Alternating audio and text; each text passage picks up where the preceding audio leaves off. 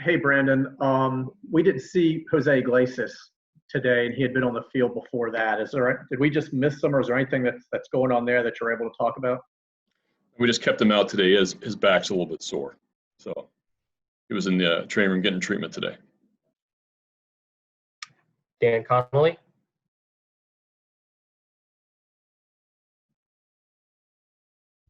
First time on Zoom. Sorry about that. We'll go with an actual baseball question here. With these intra-squads, do you have a sense on who's going to be playing and like who's going to be pitching and things of that nature? Well, everybody's going to be playing. Okay. Yeah, no, we have I've made the lineups out for tomorrow night and the pitching as well. We're going to keep the pitching, pretty much on their schedule of how they've been throwing. So we got 16 position players playing tomorrow, and we're going to play a 7.5 inning controlled environment inter squad tomorrow evening. Todd Karpovich, go ahead. Hi, Brandon. Mike Elias had said you guys are going to add a second site when you expand to 60 players. Has it been almost a weekend here? Has it been a challenge getting the guys work who are in camp now at one field and with the social, distancing issues? No, I think it's gone really well. I'm like I said yesterday, I'm really happy with how this summer camp has gone. I thought we've done a nice job of spreading out and spacing out our workout and our work days. Now, they're long days, but it's gone fantastic. Our guys came in shape here. So that has made it a lot easier in that they're really ready to go. These guys are itching to inter squad tomorrow. I think they're getting tired of going through the daily workout and ready to play some meaningless games, but at least face pitching and pitchers face hitters in a game environment. So credit to our players and the shape that they came in. Our catchers have had the longest days, and that we have some side live BP stuff in the mornings. They come back out and go through a workout, and then come back and catch some more lives in the afternoon. Just because we like to space out our pitchers a little bit. But I think the scheduling has been fantastic. We were a little bit nervous on what it was going to look like because none of us have put together a spring training with one facility before, but it's gone really smooth. So we're really happy with how everything's gone so far. John Mioli. How's it going, Brandon? John? We haven't seen Miguel Castro do anything in person. What has he been able to do since he reported? You will see him tomorrow evening. So he's been throwing sides and on the inter squad tomorrow night. Thanks. Rich? Hey, Brandon, how difficult will it be for you this year to judge people in a 60-game season when you're used to judging them over 162 games? Just don't know. We just don't know what this is going to look like. And we're going to do the best we can in evaluating our own players.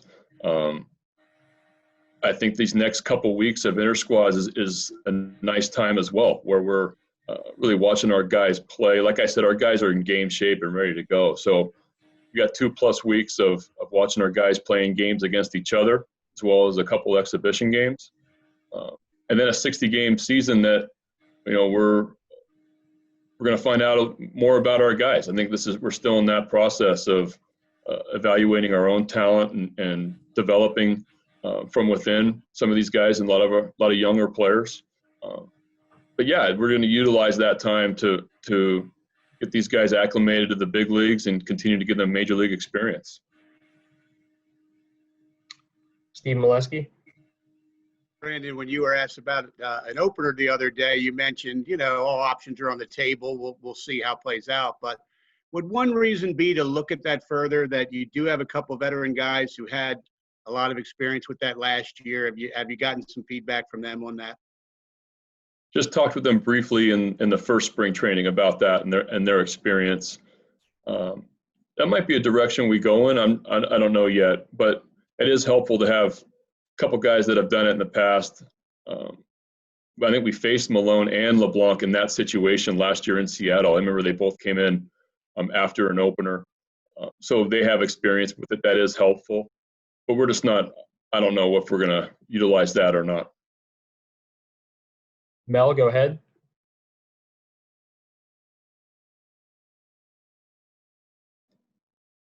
Mel, you're muted. How about now? Can you hear me now? Mel, Mel, first of all, I'm really glad to see you. And my thoughts are with you and everything you've gone through. So it's great to see you on Zoom. Well, I appreciate that. Thank you. I'm doing very well. I'm almost there. So my question to you is, and I appreciate the comments. My question to you is, with the safety concerns, are players getting more and more relaxed? What's the biggest adjustment that they constantly have to remind themselves about? I don't think we're getting relaxed. Like we're starting to relax our protocol. I think that our guys are starting to have, they understand it now, and we're following it really closely, and we're reminding each other constantly about masks and masks in the clubhouse and keeping our distancing.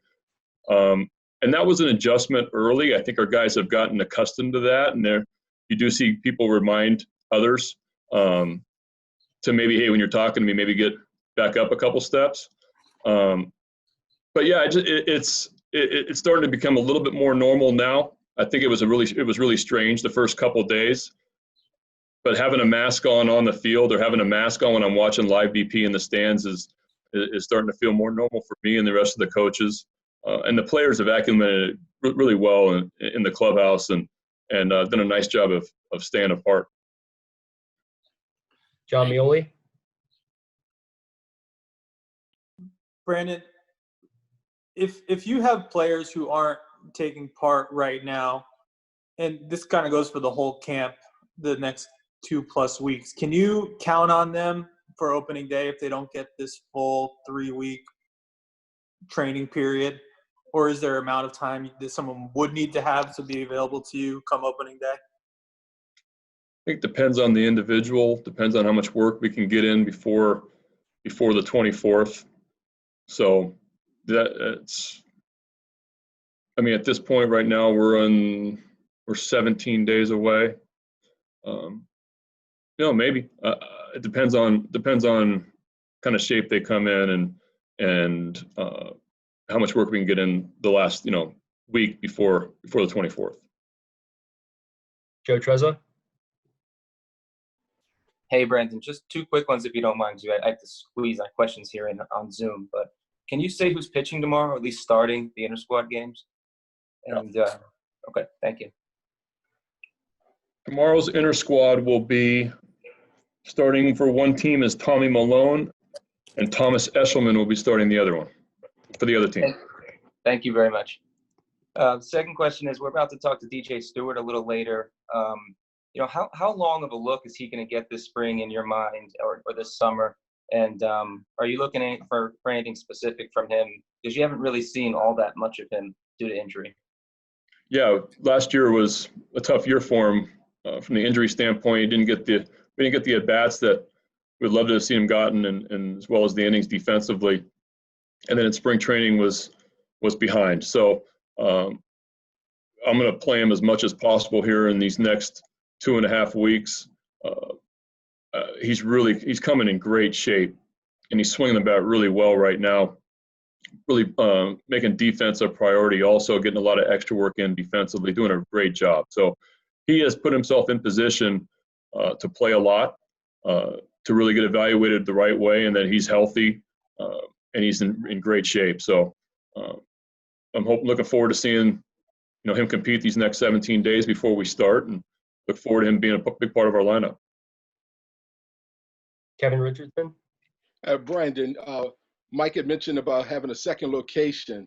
Would you have to add to your staff, or would you be bringing up some minor league coaches to help and facilitate that? Yeah, it depends I think we're good staff-wise right now with this number. If we do add some players over here for inter-squads, that type of thing, if we have more groups of BP, possibly might need another arm or two from a coaching staff standpoint. But with the number that we have the 45 guys that we have here, the coaches that are here, we're in good shape. If we do add for an inter squad, that kind of thing, then maybe we would bring some guys over. Last call for questions here. If you do have a question, please put your name in the chat box. And Dan Connolly, go ahead. Hey, Brandon, the schedule came out yesterday. Obviously, it's tough, but are there any other observations or things that you saw when looking at that maybe kind of stick out to you?